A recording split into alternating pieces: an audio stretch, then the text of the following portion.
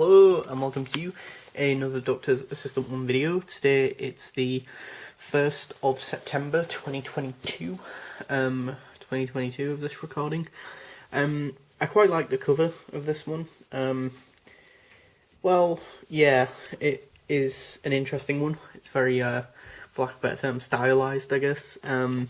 Issue 4 of the Doctor Who Origins comic series, which, if you didn't already know, I'm enjoying quite a bit, because, you know, the last lot of reviews have been, all of the review/videos on my channel have been this. Although saying that, before I forget, I guess a little channel update, there will be some action figure reviews coming up soon, hopefully, as there are two new 3-packs and 2 new History of the Dalek packs coming out soon in September, beginning to mid-September from what I've heard. Anyway, back to the comic in hand. You've got like these exploding, or this one sphere, which then is like being destroyed by this Gallifreyan chap, and then this other one. You've got Titan Comics issue 4, then you've got like the Doctor, or the silhouette of Joe Martin's Doctor, looking at this guy just going off on one. And it kind of is very stylized with all this like different colours and different sort of style, really. I don't know how to describe it other than that, really.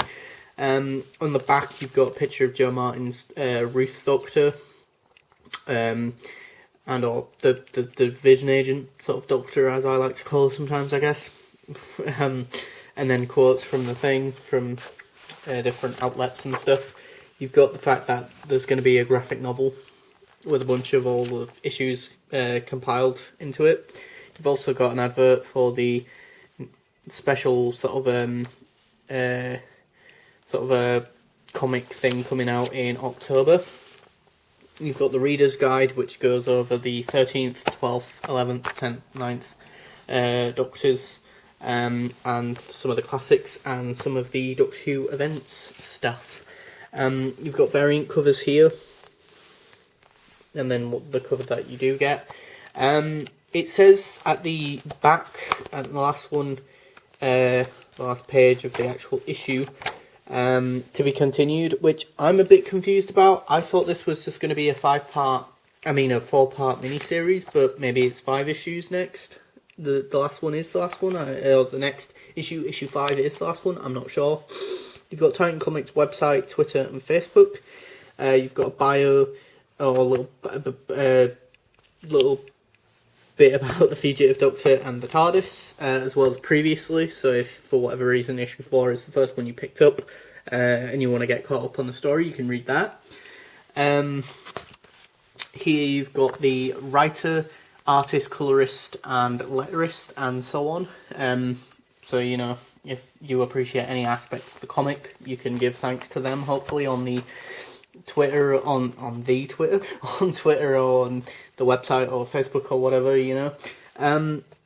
I really like this first panel/shot of Joe Martin's Doctor, and I love the fact that, like, kind of the resolution/cliffhanger from the last issue 3 and issue 4, kind of reminds me of Empty Child Doctor Dances, which is an episode that I really like, and I think of more often than I should, probably because it's one of those sort of quintessential Doctor Who stories for me personally as a fan of the show, who grew up obviously watching Eccleston back in 2005. I love that age and era that, as I say, grew up with him as the Doctor. So, you know, the fact that, like, you know, you kind of ended in sort of quite a somber, quite intense sort of, stakes and cliffhanger, where everything felt quite claustrophobic and quite the adrenaline sort of, you know, ramped up sort of thing. Then you get like, you know, the Doctor sort of being like, you know, making jokes immediately, kind of put me in the mind of that 2-parter, because that, similarly, spoiler alert for a rather old-ish episode, but, you know, the Doctor kind of does that as well to kind of get out of that scenario, you know.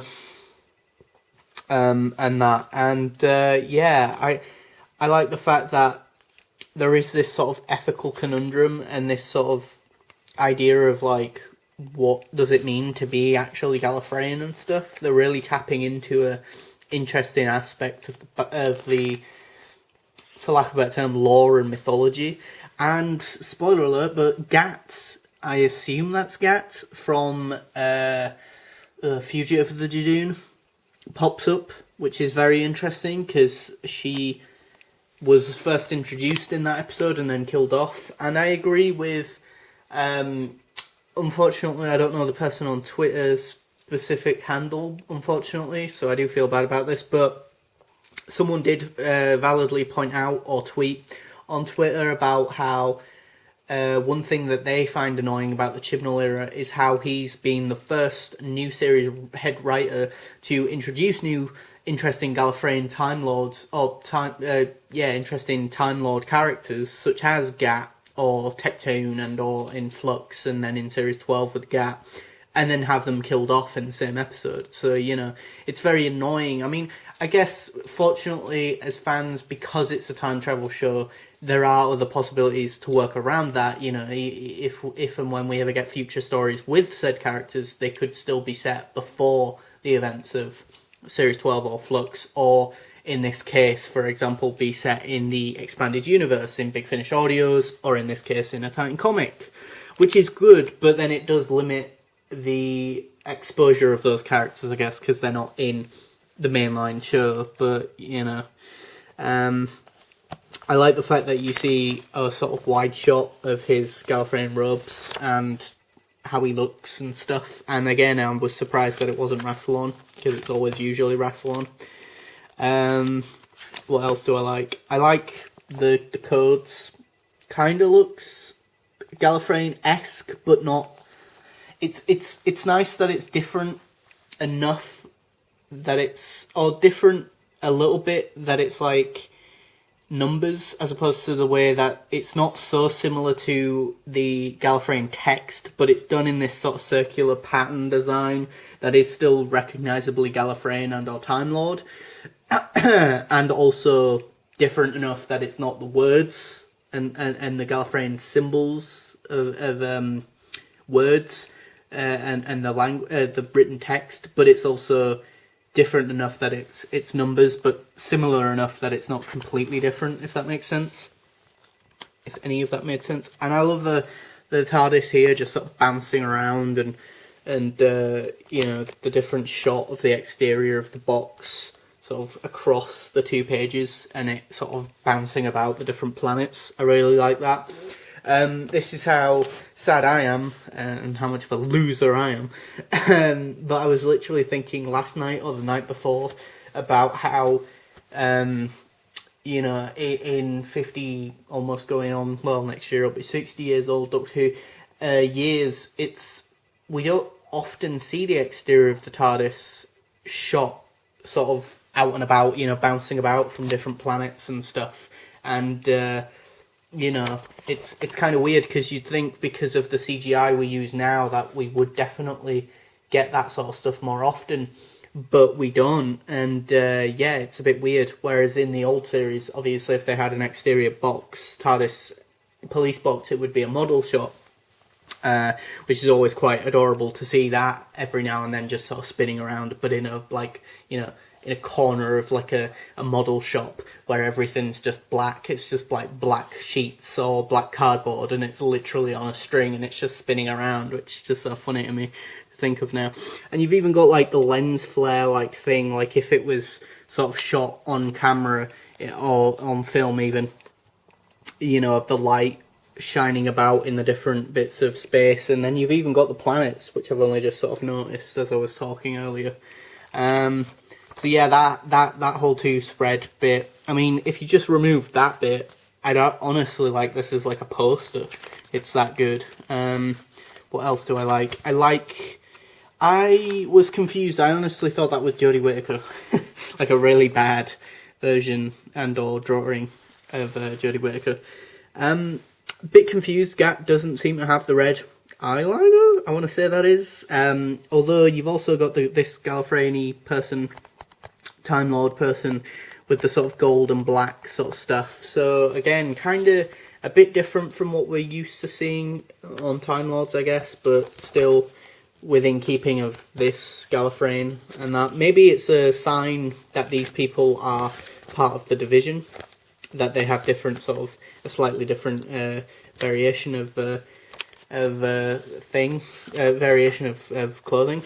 And I quite like the idea that this comic, and I would be curious to know if Jodie Hauser, if this is her take on imperialism and or like, you know, in particular British colonialism or imperialism, is it called? And that, you know, because there is sort of, in my mind, some sort of subtle stuff about that, maybe, potentially.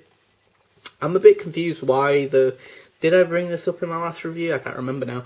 But why the time vortex in this particular issue is this sort of very dark greyish sort of colour. Sort of a very dark blue, almost purpley colour. Although, to be fair, it might be trying to evoke, is that the right word? Trying to mimic and be similar to the one on TV during the Jodie Whittaker era, which is great as a visual on TV, but I can imagine is a pain in the arse to try and do in a comic. So, you know, you've also got some nice shots or panels of, you know, like Jo Martin's Ruth Doctor up close to her face, as well as the hand, which is a nice opportunity to then see the sort of ruffled, colourful shirt that she wears, but on the hand, or by the hand of it, you know, because it's like the collar is all ruffled up there, I guess, but then also on the sleeves of it. So yeah, a good issue. I enjoyed it. I thought this would be the last one, but if it's not, great. Hopefully the next issue holds up to the previous ones. I'm enjoying this sort of spy, well, I wouldn't say spy thriller, but sort of action adventure-y sort of Doctor Who story set before any Doctors we've ever known, and I like the tie-in with Gat, because that does then, hopefully, if and when I ever rewatch Fugitive of the Jadoon, might add some depth to that story that I otherwise wouldn't have had, because I've not read this story before.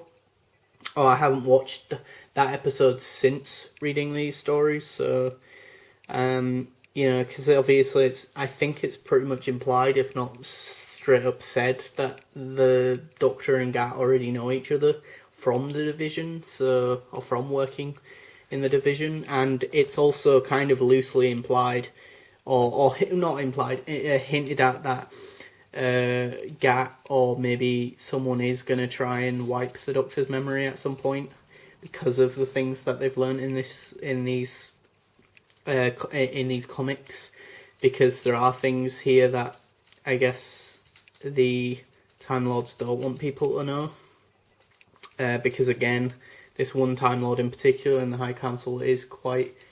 I don't think he's in the High Council, is he? He probably is. He's a bad guy. They're usually from the High Council. This one Time Lord character, he's very adamant and purity and that, which again is where I kind of got the idea of like imperialism, because, you know, presumably people who love an empire, whether it be British or other empires, I can't think of any other off the top of my head, like the idea of it being, I hate using the word because it's icky, but again, pure in the sense that it's only that kind of people, and, you know, anything else is seen as lesser, or, again, another very strong, vile word is an abomination, you know. I don't even know if he uses that word, but he could have used that word, and I'd have loved Jodie Whittaker, Jo Martin's Ruth Doctor to then say, like, you know, oh, nice, you're using a Dalek word, you know.